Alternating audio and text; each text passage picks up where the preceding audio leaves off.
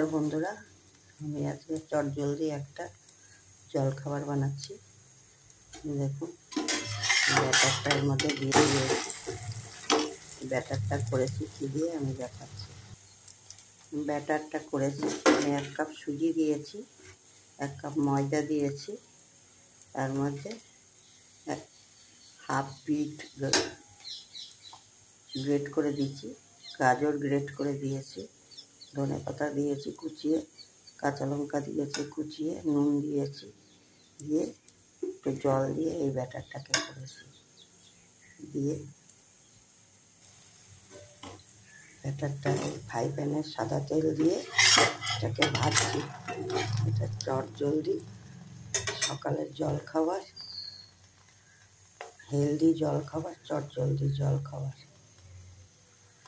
চটজলদি কিছু বানাতে হলে এমনি করে বানিয়ে নেবেন, দেখবেন খেতে কিন্তু খুব টেস্টি।